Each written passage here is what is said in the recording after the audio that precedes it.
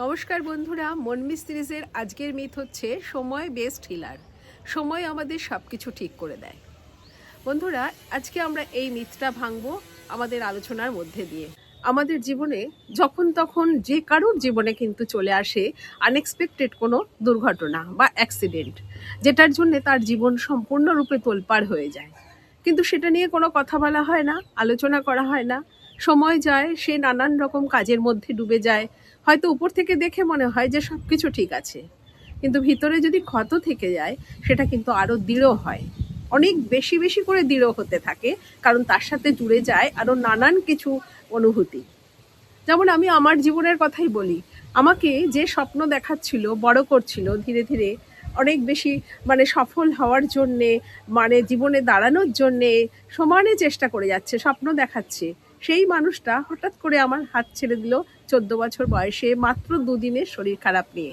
হ্যাঁ, আমার মা, সব থেকে কাছের মানুষ, যাকে ঘিরে আমার জীবনটা শুরু হচ্ছিল। তাতে ভালো মন্দ ছিল, রাগ ছিল, অভিমান ছিল, সব কিছু ছিল, কিন্তু হঠাৎ করে সে চলে গেল। কোনো রকম শারীরিক অসুস্থতা, দীর্ঘদিন অসুবিধায় রয়েছে, কিচ্ছু না।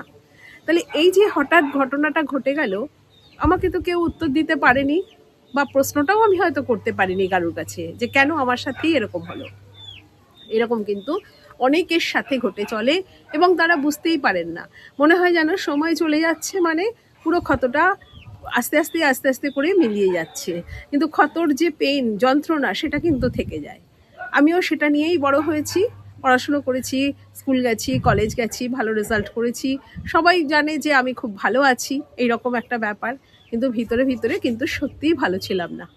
যবে থেকে এই পড়াশোনাগুলো করেছি, ইমোশন নিয়ে চর্চা করেছি, জেনেছি, পার্সোনাল ইন্ডিভিজুয়াল সেশনে গেছি দিনের পর দিন, তখন দেখা গেছে যে কিন্তু আমার এই পেইনটা স্টাক হয়ে রয়েছে, যার ফলে সেটা কিন্তু যখন তখন তার ম্যানিফেস্টেশন হয়, এবং তাতে নানান কিছু ধরনের আরও অনুভূতি সেটার সাথে জুড়ে থাকে।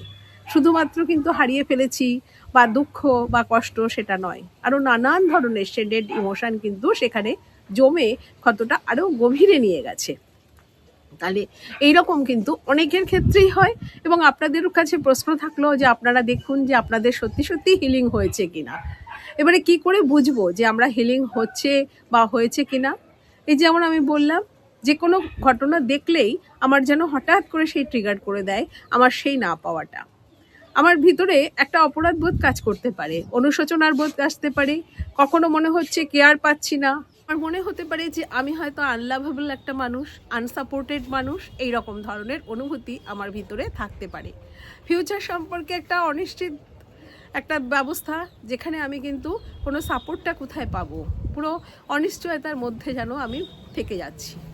এই যে একবার হয় পাস্টে, না হলে ফিউচারে ঘোরাফেরা করছি ওই পেইনটা নিয়ে, তাহলে কিন্তু বুঝবো যে আমি সত্যি সত্যি ইমোশনালি স্ট্যাক হয়ে রয়েছি ওখানে। আমার এই যে স্টাকনেসটা রয়েছে, সেখানে কিন্তু আমি ফ্রিলি প্রেজেন্টে কিন্তু পার্টিসিপেট করতে পারছি না। হয়তো থাকছি, দিন কাটাচ্ছি, কিন্তু সেটাতে একেবারেই জুড়ে থাকতে পারছি না। দ্বিতীয়ত হচ্ছে, যদি কেউ সেলফ ব্লেমিং করি, যে আমারই ভাবার দরকার ছিল, আরেকটু বোঝা উচিত ছিল, যে কোনো ক্ষতের পরেই, সেটা যে শুধুমাত্র এই ধরনের লস নয়, যে কোনো বড় কিছু ঘটনা যদি তার জীবনে ঘটে, তারপরে যদি সে কন্টিনিউয়াসলি এই সেলফ ব্লেমিংটা চলে আসে, তাহলেও বুঝবো কিন্তু যে আমার ক্ষতটা এখনও পর্যন্ত সেই রকম আরও ডিপ রুটেড হতে চলেছে। 3 নম্বর হচ্ছে যে আদার্সকে ব্লেম করছি। অনেকের ছোটোবেলা খুব বাজে কাটে, পারিপার্শ্বিক পরিস্থিতি তার একেবারেই অনুকূল থাকে না। সেটা বাড়ির লোকের ব্যবহার হতে পারে, অর্থনৈতিক অবস্থা হতে পারে। এখনও পর্যন্ত বড় হয়ে যেয়ে সে যদি সেই জায়গাটা নিয়েই বারে বারে কথা বলে, তাহলে বুঝতে হবে সেখানেও কিন্তু সে আটকে রয়েছে। তাহলে আমাদের এই যে ইমোশনাল পেইন কিভাবে আটকে থাকে বা স্টাক হয়ে থাকে, বোঝার জন্যে আমরা এই 3টে বললাম। আমরা সময়ের সাথে সাথে যে হিলিং হয়ে যায় বা ঠিক হয়ে যায়, এই মিথটা আজকে ভাঙবো। আমরা চেষ্টা করব যে সময়ের সাথে সঠিক প্রসেস, এই ইমোশন নিয়ে কথা বলা, ইমোশনালের ভোকাবুলারি যদি আমরা ব্যবহার করি, সময়ের সাথে সাথে সঠিক প্রসেসের মধ্যে দিয়ে আমরা যাব, তাহলেই কিন্তু আমাদের সত্যিকারের হিলিং হতে পারে, আমাদের দুঃখের একটা মিনিং পেতে পারি, আমরা কিন্তু একটা পারপাসফুলি লাইফ কাটাতে পারি। তাহলে আপনাদের মধ্যেও যাদের এই ধরনের পেইন রয়ে গেছে মনে করছেন, আপনারা আমাদের কমেন্ট সেকশনে জানান যে আপনারা কিভাবে এটার থেকে বেরোচ্ছেন বা আরও জানতে চাইছেন কিনা। আমাদের মনমি সিরিজ দেখুন, সেলফ কেয়ার সিরিজ দেখুন, এগুলো শেয়ার করুন, সাবস্ক্রাইব করুন, যাতে আমরা একটা পজিটিভ মেন্টাল হেলথ কমিউনিটি গড়ে তুলতে পারি। ধন্যবাদ সবাইকে।